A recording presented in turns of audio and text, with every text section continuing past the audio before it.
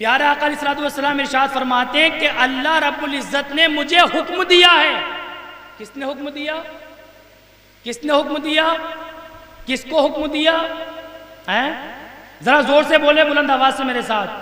آقا علیہ السلام ارشاد فرماتے ہیں کہ اللہ نے مجھے حکم دیا ہے. کس نے حکم دیا؟ بلند آواز سے بولے، کس نے حکم دیا؟ کس کو حکم دیا؟ اللہ کے رسول کو. اب اللہ کے رسول جو ہمیں حکم دیں گے، ہمیں وہ ماننا ہے یا نہیں ماننا ہے؟ بتائیں. وہ ہمیں ماننا ہے یا نہیں؟ ہاتھ اٹھا کے بتائیں. اللہ کے رسول جو ہمیں حکم دیں وہ ہمیں ماننا ہے یا نہیں ماننا ہے؟ اور اگر کوئی اللہ کے رسول کے حکم کی مخالفت کرے تو کیا وہ صحیح کام کرے گا، غلط کام کرے گا؟ کیسا کام کرے گا؟ وہ غلط کام کرے گا. حضرت ابو امامہ سے روایت ہے، مسند امام احمد بن حنبل کے اندر یہ روایت موجود ہے. آپ فرماتے ہیں کہ اللہ کے نبی علیہ السلام نے ارشاد فرمایا کہ میرے رب نے مجھے حکم دیا ہے کہ میں بانسری کو توڑ دوں. کس کو توڑ دوں؟ یہ بانسری جو بجائی جاتی ہے، حضور فرماتے ہیں اللہ نے مجھے حکم دیا کہ میں بانسری کو توڑ دوں. پھر آپ فرماتے ہیں اللہ نے مجھے حکم دیا کہ میں گانے بجانے والے آلات کو توڑ دوں. کس کو توڑ دوں؟ گانے بجانے والے آلات، یعنی میوزیکل جو چیزیں ہیں، جیسے ڈھول ہے، تاشا ہے، طبلہ ہے، ہارمونیم ہے، جتنی بھی چیزیں جو بجانے والی ہے، جس میں ڈی جے بھی شامل ہے. حضور فرماتے ہیں گانے بجانے والے آلات کو توڑ دوں، اور میں بتوں کو توڑ دوں، اور میں صلیب کو توڑ دوں. میرے رب نے مجھے حکم دیا. کس کا حکم دیا؟ اللہ نے. کس چیز کا حکم دیا؟ گانے بجانے والے آلات موسیقی کو توڑنے کا حکم دیا ہے. کس نے حکم دیا؟ کس نے حکم دیا؟ اللہ نے. کس کو حکم دیا؟ کس کو حکم دیا؟ اللہ کے نبی کو حکم دیا. اب یہ اللہ کے نبی روایت کرتے ہیں، بیان کرتے ہیں.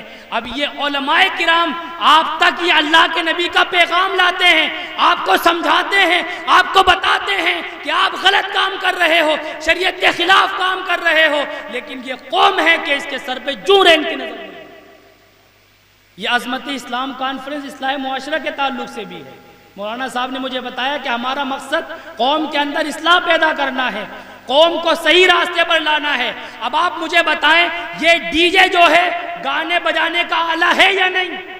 بتائیں آپ لوگ. میں نے بتایا تھا ڈی جے کی فل فارم کیا ہے؟ ڈسک میوزک، جو کہ اس کی فل فارم ہے. اس کا مطلب یہ ہوتا ہے جھنکار، دھمک اور ساری چیزوں کو ایک جگہ جمع کر دیا گیا. کیا ڈی جے میں یہ ہوتا ہی نہیں ہوتا ہے؟ جھنکار ہوتی نہیں ہوتی ہے، دھمک ہوتی نہیں ہوتی ہے، ڈھول طبلے والی آواز ہوتی یا نہیں ہوتی ہے؟ بتاؤ ڈی جے میں ہوتی یا نہیں؟ بولو جلدی، ہوتی یا نہیں؟ تو کیا اللہ کے نبی اس بات پر راضی ہوں گے کہ آپ ڈی جے لے کے آؤ جلوس محمدی میں اور اللہ کے نبی آپ سے راضی ہو جائیں؟ کیا آپ کو اس بات کا یقین ہے؟ اللہ کے نبی فرماتے ہیں مجھے حکم دیا ہے. کس نے حکم دیا بتائیں؟ آپ کس کی مخالفت کر رہے ہو بتاؤ؟ آپ گانے بجا کر، قوالیاں بجا کر کس کی مخالفت کر رہے ہو؟ آپ میری مخالفت کر رہے ہو، اہل اسٹیج پر جو علماء بیٹھے ہیں ان کی مخالفت کر رہے ہو، یا فیض العلوم نظر العلوم کے علماء کی مخالفت کر رہے ہو. آپ ہماری مخالفت نہیں کر رہے.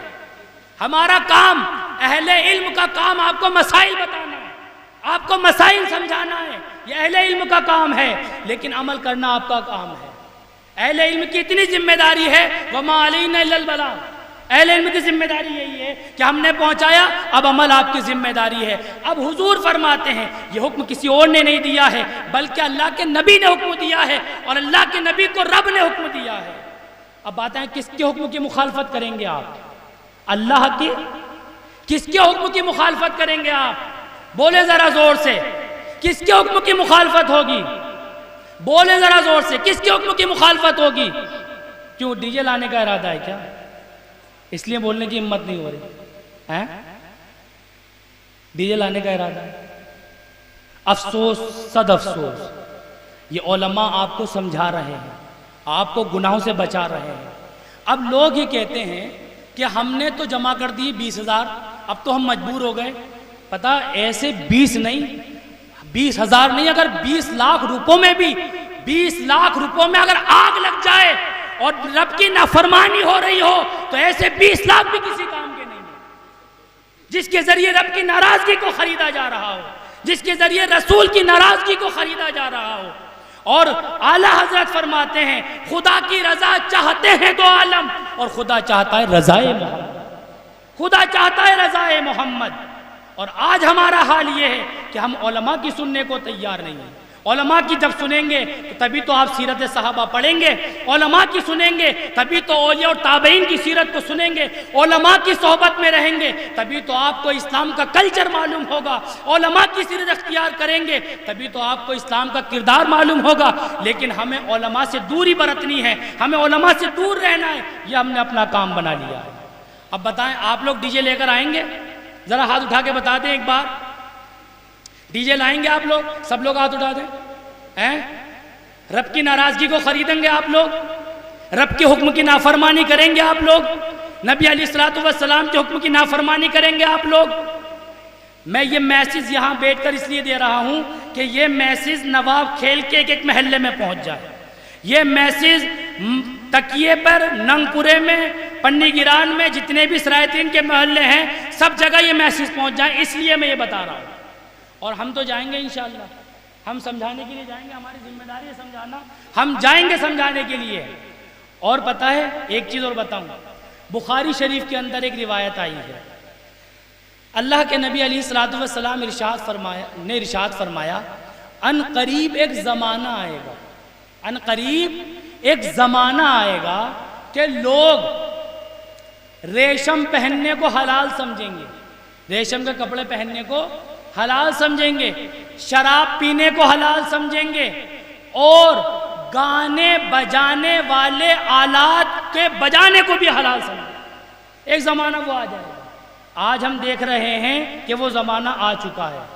ہمارے یہاں ریشمی کپڑوں کی بھرمار لڑکے پہن رہے ہیں ریشم کپڑے، یہ لڑکے ریشم کے کپڑے پہنے ہیں۔ اللہ کے نبی نے فرمایا ایک حدیث کے اندر جو دنیا میں ریشم کا کپڑا پہنے گا اسے جنت میں ریشم کا کپڑا نہیں ملے گا، جو دنیا میں پہن لے گا اسے جنت میں ریشم کا کپڑا نہیں ملے گا۔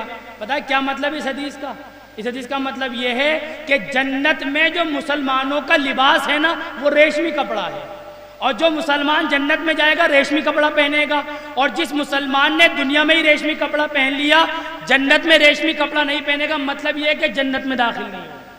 نعرہ تکبیر، نعرہ رسالت، علماء اہل سنت، حضرت علامہ مفتی محمد محبوب القادری صاحب قبلہ، حضرت علامہ توصیف رضا مصباحی، نعرہ تکبیر، نعرہ رسالت، مسلک اعلیٰ حضرت، علماء اہل سنت، حضرت علامہ توصیف رضا مصباحی، حضرت علامہ مفتی محمد محبوب القادری صاحب قبلہ، نعرہ تکبیر، نعرہ رسالت۔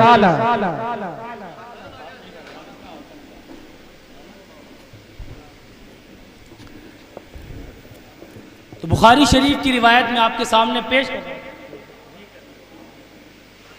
بخاری شریف کی روایت میں پیش کر رہا تھا کہ اللہ کے نبی نے فرمایا کہ ان قریب لوگ ریشمی کپڑے پہننے کو، شراب پینے کو اور آلات موسیقی کو بجانے کو حلال سمجھیں گے۔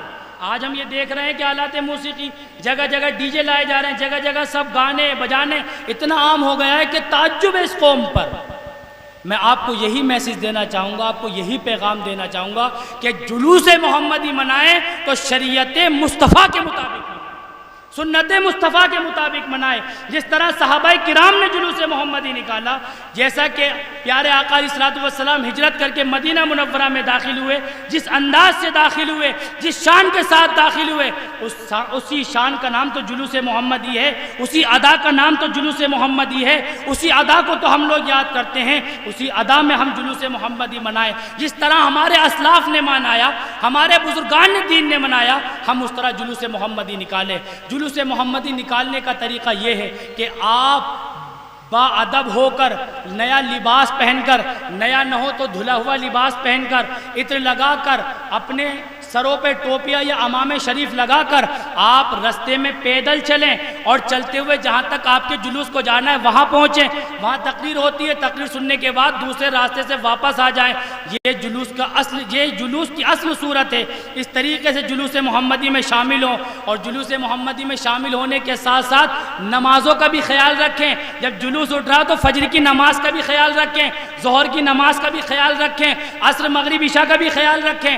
اب ہمارے نوجوان جھانکیاں بنانے میں لگے ہوئے ہیں، تغرے بنانے میں لگے ہوئے ہیں۔ حال یہ ہے کہ پورے مہینے تغرے بنا رہے ہیں مگر پورے مہینے نماز نہیں پڑھ رہے ہیں۔ یہ تغرے بنانے کا ثواب تب ملتا جبکہ آپ پورے مہینے نماز بھی پڑھتے، اور تغروں کے ساتھ ساتھ ایک جو چیز بنا رہے ہیں، مسجد نبوی بنائی، اس میں گڑیا گڈے کھڑے کر دیے کہ وہ نماز پڑھ رہے ہیں۔ کعبہ بنایا، اس میں گڑیا گڈے کھڑے کر دیے کہ وہ کعبے کا طواف کر رہے ہیں۔ یہ گڑیا گڈے کھڑے کرنا بھی جائز نہیں ہے، علماء نے اس کو بت پرستی کی شکل بتایا۔ اگر آپ بنا رہے ہو تو آپ نے مسجد نبوی کی تصویر بنائی نا، اس میں کوئی بت، کوئی گڑیا، کوئی گڈا نہیں ہونا چاہیے۔ آپ نے خانہ کعبہ کی تصویر بنائی ہے، اس کے اندر کچھ نہیں ہونا چاہیے تاکہ بت پرستی کی شکل معلوم نہ ہو۔ آپ جلوس محمدی منائیں، شان کے ساتھ منائیں، اور جلوس محمدی منانے سے پہلے یاد رکھیں اللہ کے نبی علیہ السلام پیر شریف کو روزہ رکھا کرتے تھے، پیر کے دن روزہ رکھا کرتے تھے۔ کسی صحابی نے پوچھا یا رسول اللہ آپ پیر کے دن روزہ رکھتے ہیں؟ تو آپ نے بتایا اس لیے کیونکہ میں اسی دن پیدا کیا گیا۔ کیوں رکھتے ہیں روزہ؟ کیونکہ میں اسی دن پیدا کیا گیا ہوں، اسی دن میرا وصال ہوگا، اسی دن حضور کی ہجرت ہوئی۔ حضور فرماتے ہیں اس لیے روزہ رکھتا ہوں۔ تو اگر ہم حضور کا یوم ولادت منائیں تو جس دن حضور پیدا ہوئے اس دن حضور کی پیدائش کی خوشی میں روزہ رکھیں تاکہ سنت رسول ادا ہو جائے۔ حضور کی پیدائش کی خوشی میں روزہ رکھیے آپ، کیونکہ حضور پیر شریف کا روزہ رکھتے تھے اس لیے کہ آپ اس دن پیدا ہوئے ہیں۔ تو آپ جلوس محمدی منائیں، آپ میلاد مصطفیٰ منائیں، لیکن سب شریعت مصطفیٰ کے دائرے میں۔ کوئی بھی نئے کام کرنے سے پہلے آپ اہل علم سے پوچھیں اگر آپ کے پاس علم نہیں ہے۔ قرآن فرماتا ہے فَاسْأَلُوا أَهْلَ الذِّكْرِ إِن كُنتُمْ لَا تَعْلَمُونَ، کہ تم علماء سے پوچھو، اہل ذکر سے پوچھو اگر تمہیں علم نہیں ہے۔ یاد رکھیں جو میں نے یہاں میسیج دیا ہے کہ پوری سرائے ترین سے کہیں بھی ڈی جے نہیں اٹھنا چاہیے۔ ہم جائیں گے، گھر گھر جائیں گے، اور جو لوگ بک کر کے آ گئے ہیں اگر انہیں پیسہ واپس مل جائے تو ٹھیک ہے، ورنہ 10-20 ہزار میں آگ لگا دیں۔ ایسے پیسوں کی کیا اوقات جن پیسوں سے رب کی ناراضگی خریدی جا رہی ہو، ایسے پیسوں کی کیا اوقات جن سے اللہ کے نبی ناراض ہو جائیں، ایسے پیسوں کی کیا اوقات جس سے ہمیں گناہ ملے۔ ہم جاتے ہیں ثواب کمانے کے لیے اور لوٹتے گناہ لے کر۔ ہمیں ایسے پیسوں کی ضرورت نہیں ہے، ہمیں ایسے پیسوں کی کوئی حاجت نہیں ہے کہ جن پیسوں کے ذریعے سے ہم گناہ کما رہے ہیں۔ اللہ رب العزت کی بارگاہ میں دعا ہے کہ مولا کریم ہمیں حق بولنے اور حق سننے کی توفیق عطا فرمائے، اور ہمیں سرائے ترین کے اندر اور پورے عالم اسلام کے اندر جلوس محمد اور میلاد مصطفیٰ شریعت مصطفیٰ کے مطابق، قوانین اسلام کے مطابق منانے کی توفیق عطا فرمائے۔ وما علینا الا البلاغ۔ السلام علیکم۔ اور میں جو لوگ